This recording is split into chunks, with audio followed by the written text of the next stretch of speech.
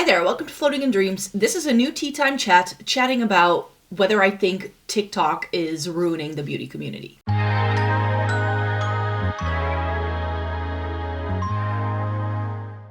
Welcome to everybody watching today. Thank you so very much for joining me. For this month's tea time chat, I thought we could do it get ready with me style because I need to film some other videos today, and I was like, you know what, I just feel like doing my makeup and chatting to everyone. So I'm just going to go through all of the different steps to do my makeup, and I'm using a lot of the bits that I have in my Shop My Stash. A lot of these bits I'm using for the first time today, which I'm feeling super excited for.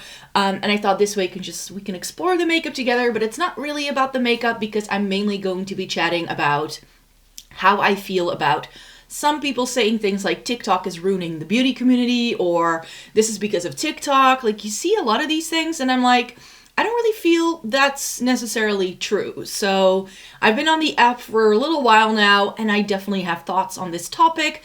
If you want to participate in the discussion, you can leave your thoughts in the comments down below. I would love to hear your thoughts on TikTok, whether you watch, who you watch, and what you like to watch on there. So I'll leave a list of products in the description box down below. So if you do want to know what it is I'm putting on my face and you are unfamiliar with the products, that you actually have a sense of what's going on. But like I said, the focus for today is to mainly chat about how I feel about this topic. I think it can be a quickie one. I was like, if I'm just sitting on my couch, it's not going to be all that interesting.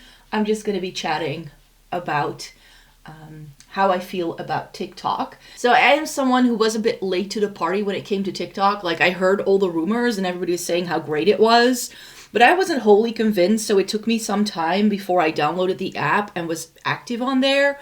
And I've been mainly watching things. I did start my account thinking I could start doing short form content, and that's sort of why I made the account. So it is listed as Floating in Dreams. All in all, that's absolutely fine. But I haven't posted anything on there in like a year and a half. I just struggle creating short form content myself a lot because I have plenty of ideas. That's not the problem. I just don't have the time to, in addition to my blog and my 2 YouTube channels, to also do short form content. That's how I've always felt about Instagram. Like, plenty of ideas for images that I could post when it was just an image app. And also with TikTok and like YouTube Shorts, I have so many ideas of what I could film as shorts. I just don't have time to execute it and like act upon it. So I'm mainly watching on there, and I am watching quite a few beauty creators on there. So this is going to be my first time using my Fenty Beauty Soft Lit foundation. So we'll see how that goes. And there's definitely, I feel, and then that way I'm immediately going to be answering my own questions straight away. There is, I think, with TikTok, like a new avenue of beauty creation that was just unlocked. I feel like a lot of the things that I see going on TikTok feels like classic YouTube. It's a lot of smaller creators who I see. Also, some of the bigger names pop up on my For You page from time to time. But I mainly watch like smaller creators and people who are just doing this for fun and for who it's not a job. And I feel that TikTok is a lot easier for people to like go viral and like get exposure. However, the algorithm of the app changes constantly, and there's a lot of issues with the app as well. So I'm not sure how long that's going to last. And of course, with the potential TikTok ban in the US, which has been put off another time apparently this week, as I'm filming this, it's definitely not a very like trustworthy source if you want to be a content creator. I think, especially here in the Netherlands, it's not an app that you can make a lot of money on because we don't have the creator fund. It was actually in the paper the other day that by the end of this year we should get TikTok Shop here in the Netherlands. So that's something they haven't launched yet.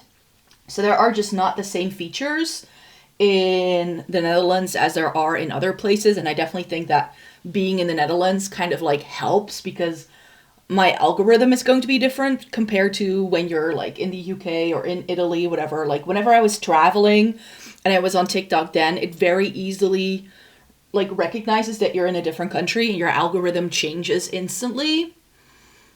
And that's something that the app is far better at, I feel, than like YouTube or whatever. Has its downsides as well, like because I don't necessarily want to watch Italian content when I'm in Italy. You know, I'm not Italian, so that's not what I'm looking for.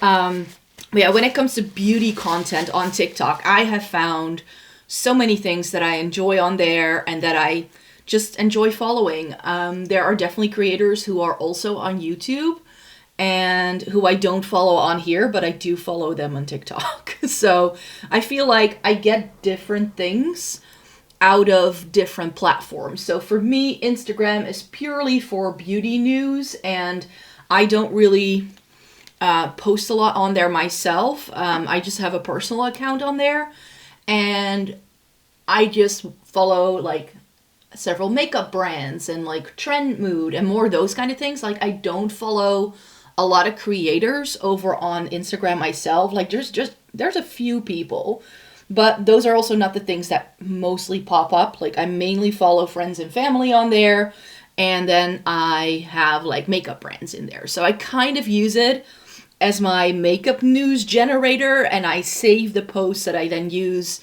to make my new makeup releases videos every single month. That's sort of how I use Instagram. And then on YouTube, I like to watch like longer form content. I like commentary style content on like what's going on in the beauty community, and I like watching things like palette collections and like declutters and stuff like that. And I also really enjoy watching fashion content on YouTube. That's something that I still enjoy watching a lot. And so I have a mix of things. I still have a couple of my favorite like BookTube creators who have been watching for years, and then some of my favorite beauty creators. And for instance, someone like Kelly Gooch, who does these overviews of like the history of her brand, those are the kind of things that I feel don't work very well as short form content. And I do enjoy watching reviews from time to time. The thing is that because I am a content creator myself, I don't use YouTube for reviews anymore. If I just feel that by the time I try something, because I'm in Europe, so things take longer for us, like for it to get here, and the products that I'm interested in, I know that once I buy them and review them myself, I don't want to go in with too much of an opinion of what someone else might have thought. So that's why I tend to steer clear of too many reviews here on YouTube. I just don't really watch those kind of things, and I feel that that's where TikTok comes in for me. Like most of my product recommendation nowadays, like if I want to like be influenced to buy something, it's usually through TikTok, and it's not YouTube anymore. It's no longer like actual reviews, but it's like overview videos of like, you know, if people do things like these where my like ranking my last 25 palettes, like those are the kind of videos I still watch, because then I get a lot of information in one go, and that is worth watching the full YouTube video for me, you could say. But if it's like a single product, like if it's just a quick lip swatch, I would go to short form content more so than I would like doing long form content. I just do.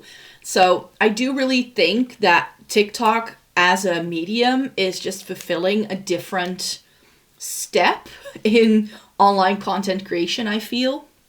And it's not something that any of the other platforms have really been really good at emulating. One of the downsides to TikTok, I feel, is that you need to scroll for a long time sometimes to get to see the content you want to see. Like some creators I love, and I'll start following them, and it's almost as if when I start following people, I start seeing them less on my For You page. And it's very difficult to curate it to just beauty content. So for me, like if I just want to be stuck in like a beauty rut, I'll go YouTube more so than I do TikTok.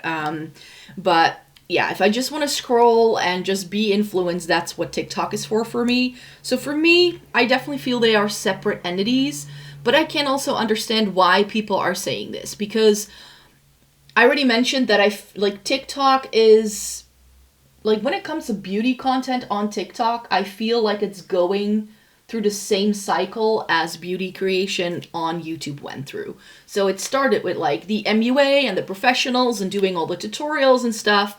And then it became more and more focused on trying to sell you things. And I definitely think that TikTok, when people discovered the app and it became really big, a lot of the people who were like missing that kind of content on YouTube went over to TikTok and started making that.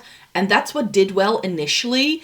It's just that doing a video like this where you're just chatting to a camera and putting products on your face, it's very difficult to maintain an audience for that sort of content. YouTube has shown that, and once brands come into play who want to sell things to people, it shifts towards more product-focused things, I feel. So I definitely think that there is like a sort of lifespan when it comes to how these apps operate and the creators on them. And it's always been the case when it comes to content creation. I feel like I've been doing this for such a long time, so I've seen all the waves happening, is that, you know, you either change with where the content is going, or you accept the fact that you will never be as big as somebody else. And I think that that's definitely something that when it comes to content creation, especially if it's your full-time job, you can be very dependent on the brands and like your viewers and how many views you're getting every single month and all that. And for me, I'm still just in this for fun. I don't want to make this my full-time job. I have a regular daytime job that I love a lot. I'm a teacher, for people who don't know, and I really enjoy doing that as well. So I don't need to rely on YouTube for, you know, paying my mortgage and getting groceries and paying all my bills. I just don't. So that's why I think if you are dependent on this kind of thing, that YouTube can, or TikTok can be more of like a threat to your existence. So I definitely think that there are also people who say that TikTok is ruining things because it's just more beneficial to them if TikTok is no longer there. That being said, however, you know, over here, we don't have the TikTok Creator Fund. I believe there is like a version of it now, but here in the Netherlands, and the same thing is true for YouTube, your income is very dependent on where you live and where your account is registered. So there are people on TikTok who will like travel to places or who have moved to places where TikTok can be like they can make more money with TikTok. And that's how they've actually like try to get more money out of it, you could say. So your click per rate, like your click through rate, or like how many views you need to get in order to get a certain amount of money, differs on like per content that you're making, and also your location is very sort of dependent on that as well. So I definitely think that when it comes to TikTok, because it is not monetizable in a lot of places, that for creators, YouTube is still one of the very few platforms where you don't have to rely on brand deals in order to, you know, be paid, because Google will actually pay you part of the ad revenue that they generate with all the videos that are on here. So you get paid for the fact that you're creating videos rather than whether you can like sell certain products. So that's why the monetization on YouTube works a slightly different way. And I definitely feel that because of TikTok and the popularity, and I feel it's less the case for what happened with Instagram. Like on Instagram as well, you need brand collabs in order to make money, because Meta doesn't like share in their ad revenue with the creators on that platform. So if you want to support creators, then YouTube is still the best way to do that. But especially in like the US, of course, you do have the Creator Fund. And I actually saw a video, this was years ago, back when TikTok first got started, from Hank Green, who explained how the TikTok Creator Fund actually works. I'm not sure if it's still the same, because I haven't looked into it because it's just not applicable to me. But apparently at the time when TikTok introduced the Creator Fund, they had a set amount. So not we generate this much income based on ads and you're going to get a percentage of it. That's how YouTube works. But here is, I don't know how many $1 million it was. It was a couple of $1 million. And that's the same amount that we're going to keep for years. And everybody gets paid who is a verified, like who is not verified. I think you can be verified on TikTok and not make money, but like when you are part of the creator fund and you make money through it, the more people who are in the fund, the less money you're going to get because the amount of money is fixed. I'm not sure if that's still the case, but that used to be the case. And when I heard that, I was like, well, then why do people even want to be on this app? Because it's just not that beneficial. Yes, it's great for influencing people. It's very quick. It's easy. And when it comes to beauty content, I definitely feel that these short videos, like if you just want to show off like one concealer or one lipstick color, it can be really, really nice. And that's why when I was trying to do some short form content, that's what I was trying to focus on, like trying to show you dupes and like products that are very similar, because that's always like questions I get as well in my comments, like how similar is this lipstick to this, or how does this product compare to the other product? And I sort of took those kind of comments that I was getting and sort of trying to answer them in these little short form 30-minute clips. And that worked quite well for me. I did post both of those shorts here on YouTube and on my TikTok channel. And on TikTok, there are other videos that do well than here on YouTube. So it would be beneficial for me to, if I post them, to post them on both platforms. In fact, I could very easily do this because I pre-filmed a whole host of shorts about a year ago, and I just haven't had the time and energy to edit them and to put them live, because that's just been the issue. Like, I don't have the brain space to also keep track of all of this short form content. Like every single year when I sit down to sort of make my content planning for the year, I don't plan out all of my videos, but sort of like conceptualize what I would like to do and what I would like to achieve. And for the past 2 years, my aim has been to do more short form content, and I just can't get myself to do it. It's just, I'm not sure about at this point if it's a mental block, yes or no. And I definitely think that that's also where some people's anger on TikTok, about TikTok sometimes comes from, is that they build an audience on one platform and then you need to start over on another, and that can feel very unfair, I think. I just thought it was a fun experiment to see what would do well and what wouldn't do well and how that would work. So for me, it just, it's all in good fun, and I don't really mind it if things like don't happen for me. I'm not too fussed that some people may have moved to TikTok rather than watching my long form videos. I do feel that there are more comments nowadays on long form videos on YouTube, where people will like almost want you to give the kind of delivery as a TikTok video. I'm like, if you want that, like if you want the results straight away, go over to TikTok. That's not what YouTube is for. Or go watch some shorts if you are on this platform. And a lot of people also seem to forget that there are like double speed buttons. You can speed up any video you watch. You can like use a little toggle to find a space in the video where you see that one shade of lipstick that you're interested in. Like there are things you can do as a viewer in order to make your life easier for yourself. So that's not necessarily on the creator. Use the app in a smarter way, and that way you can still get the information you're looking for, I think. But yeah, I definitely think that the TikTok has its merits, and there are things that are happening there. I don't think they are ruining the beauty community per se. I definitely think that the resurgence of MAC lipsticks is down to people on TikTok raving about MAC again, which is something we haven't seen a lot on YouTube.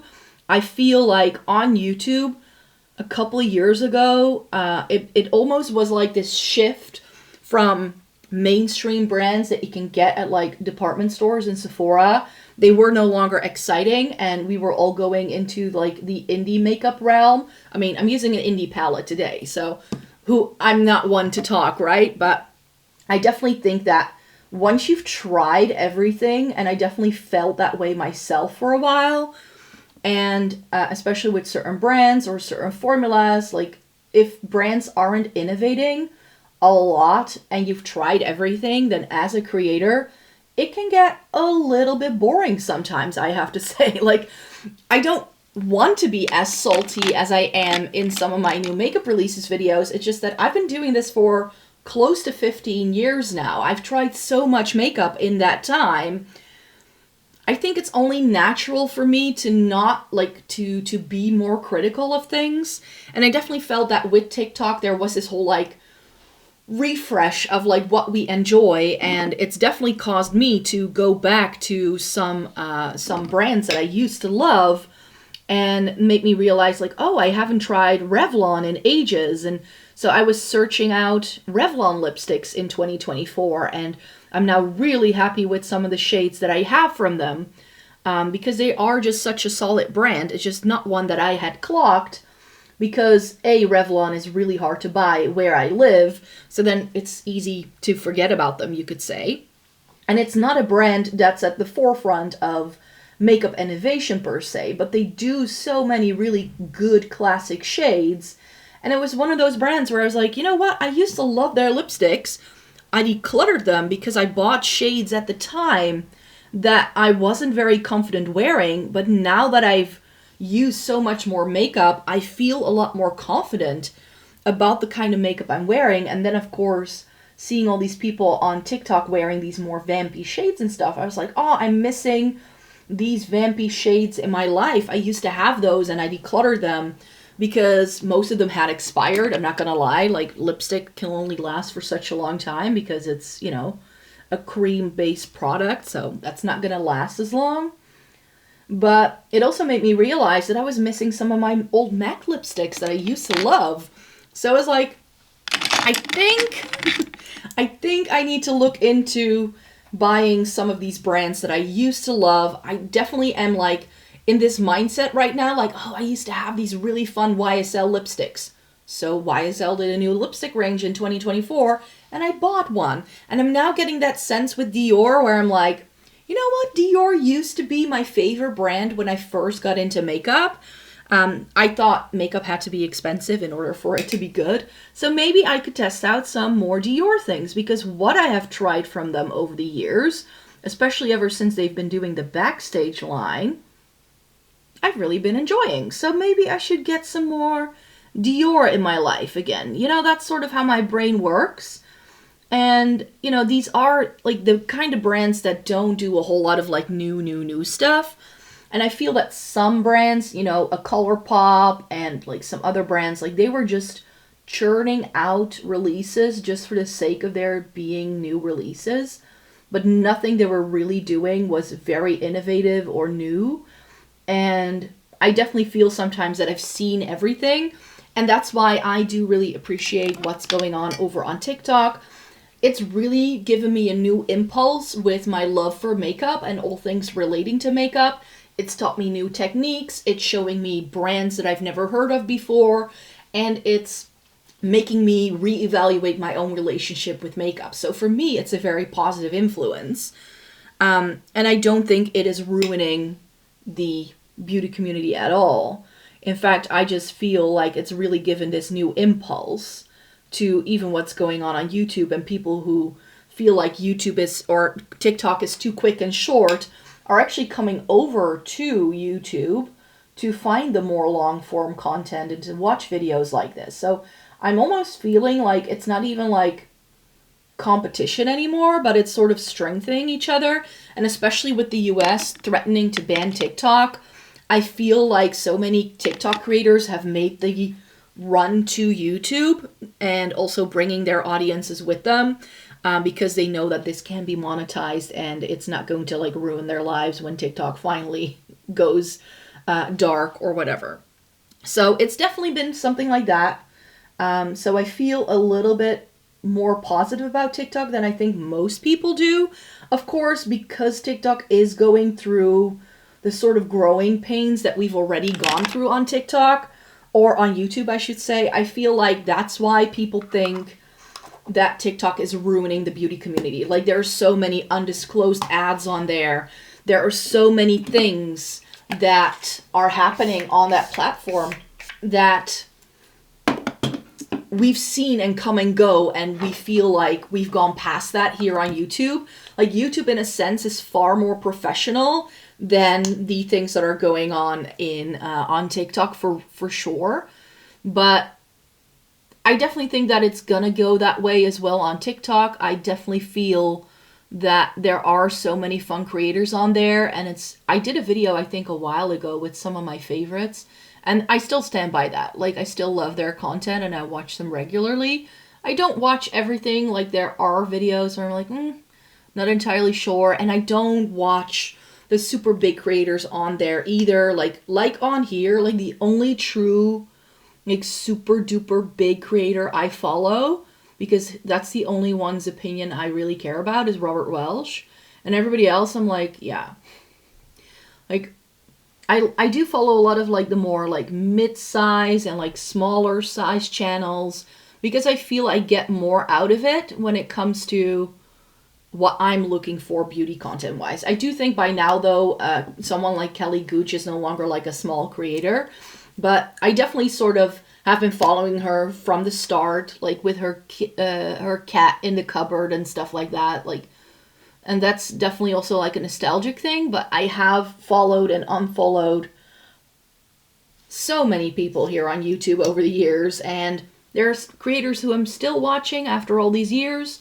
There's also people I'm just following because they're some of the people who get some products first, and so I follow them to sort of know what's new. And what I tend to do with those videos is I don't like watch the video till the end, but I will just watch until they show swatches. Like, I'll just find the part in the video where they show the swatches, and that usually like helps me to determine whether I would want to check out this product as well. So for me, YouTube and TikTok and Instagram just fulfill completely different parts of my content creation life and my content watching life. For instance, I tend to watch TikTok on my phone, and then I do watch YouTube on my TV mostly. Like, I'll go through my subscription feed and add videos to a watch later playlist.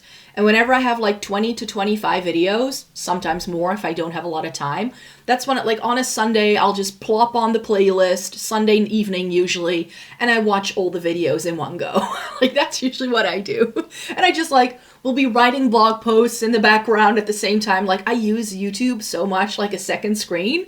I hardly ever just watch a YouTube video, or if it's like I'm looking for something super specific, then I will. But other than that, not really.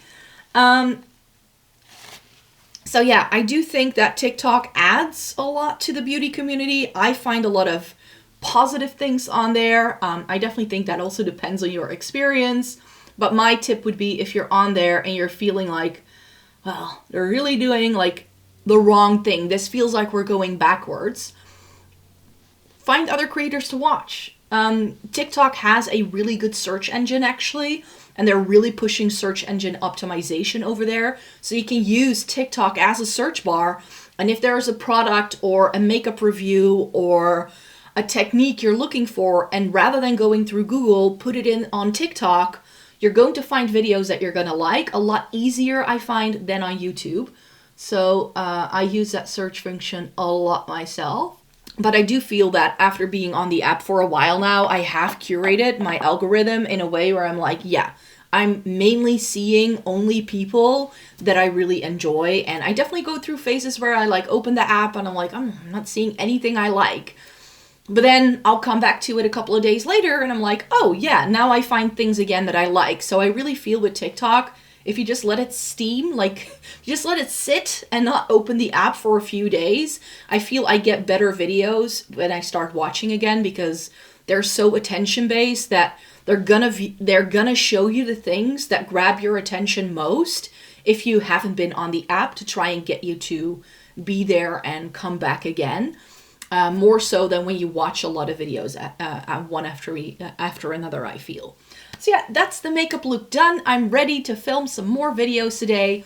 And without further ado, I wanted to end the video here. Let me know your thoughts in a comment down below, because I would love to hear your thoughts. Are you on TikTok? What do you like watching on there? Maybe you're like me and you're using it in a different way than you do YouTube. I would be very interested to know. So for now, I really hope you enjoyed watching this video today. Thumbs it up if you liked it, and subscribe, because that way you will be notified when I post new videos. So I hope you'd like to come back for more, and then I hope to see you again in my next one. Bye-bye, everyone.